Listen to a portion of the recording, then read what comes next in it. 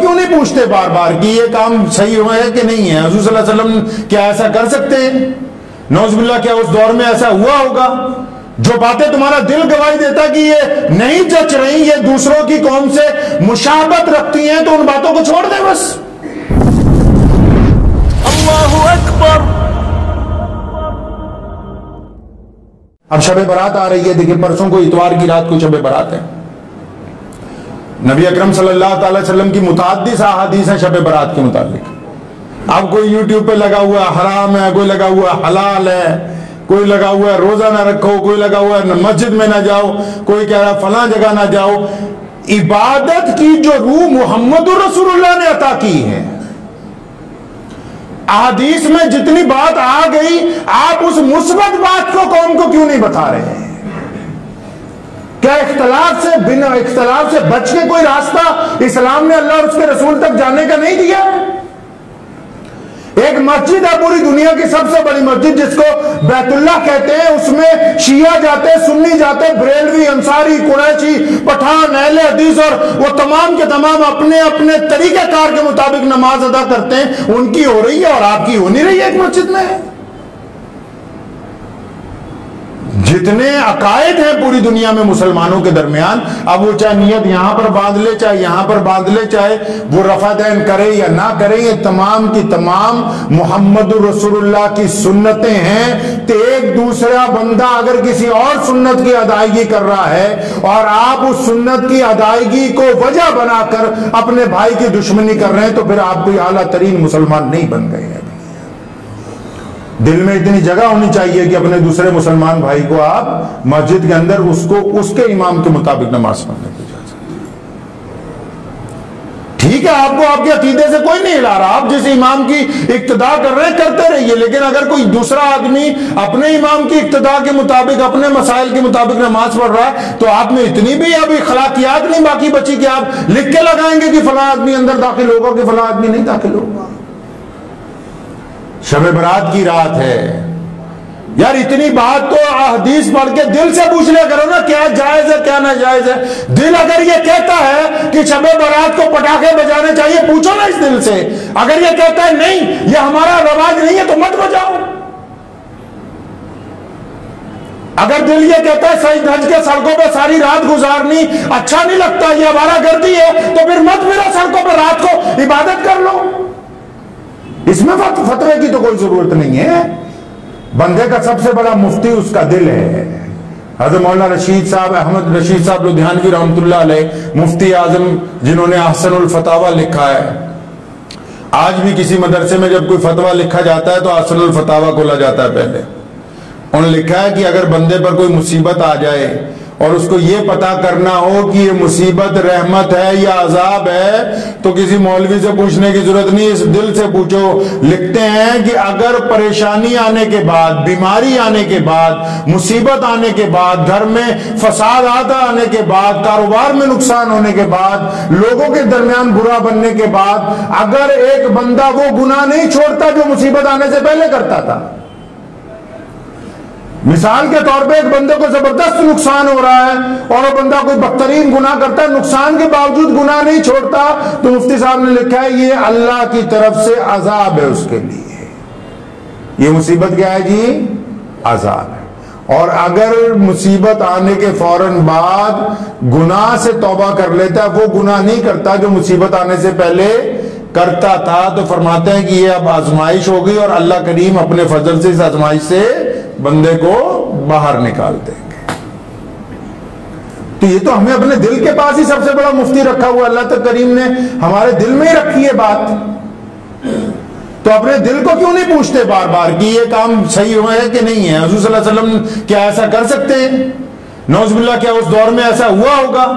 جو باتیں تمہارا دل گواہی دیتا کہ یہ نہیں جچ رہی، یہ دوسروں کی قوم سے مشابہت رکھتی ہیں، تو ان باتوں کو چھوڑ دیں بس۔ بعض اوقات صرف اپنے فتوے دینے کی وجہ سے کوئی صاحب کہہ رہا ہے جی 14 شعبان کو عبادت نہیں ہونی چاہیے، یہ نہیں ہونا چاہیے۔ محمد رسول اللہ صلی اللہ علیہ وسلم نے بذات خود اس رات کو اللہ تبارک و تعالیٰ کی عبادت کی ہے۔ اب کوئی بندہ کتنی کرتا ہے کتنی نہیں کرتا یہ اس کا معاملہ ہے، لیکن یہ تو سمجھیے نا کہ اللہ نے بہانے بنائے شب قدر کو شب برات کو، رمضان کو مبارک کو اللہ کریم نے آپ کو بہانے بنائے ہیں کہ بھئی اس بہانے میرا بندہ آ کے اپنی مغفرت کروا لے،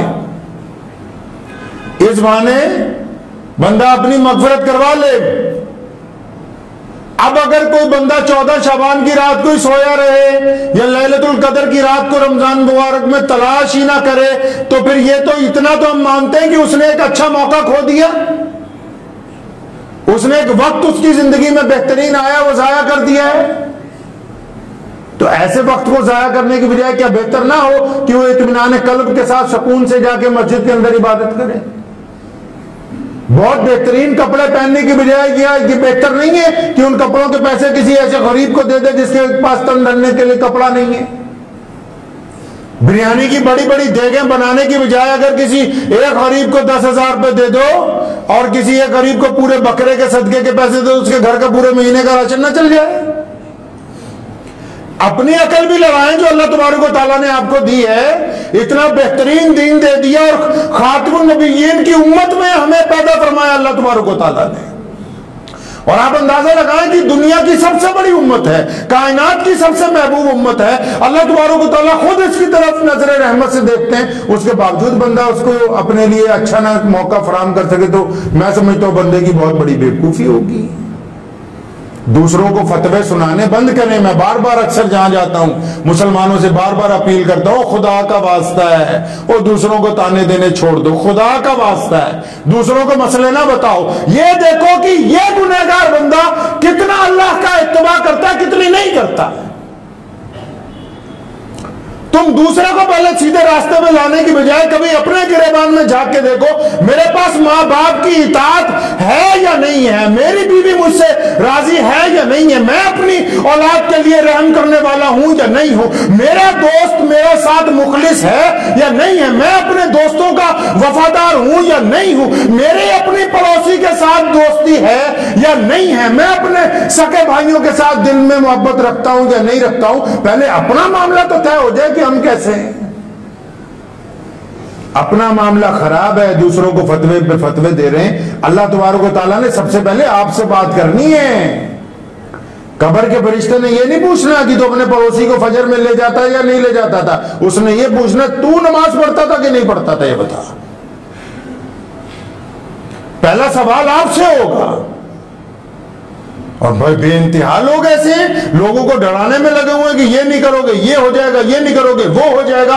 شریعت نے اس جز کا خاتمہ کیا ہے کائنات میں۔ کائنات میں تھا کیا محمد رسول اللہ صلی اللہ علیہ وسلم سے پہلے سوائے لوگوں کے ڈرانے کے اور کام کیا ہوا ہے دنیا میں؟ اور آج بھی جن کی آزاداری ہے، آج بھی کائنات میں جو بڑی بڑی پاوریں ہیں وہ لوگوں کو اپنے مزاج کے مطابق چلانا چاہتی ہیں۔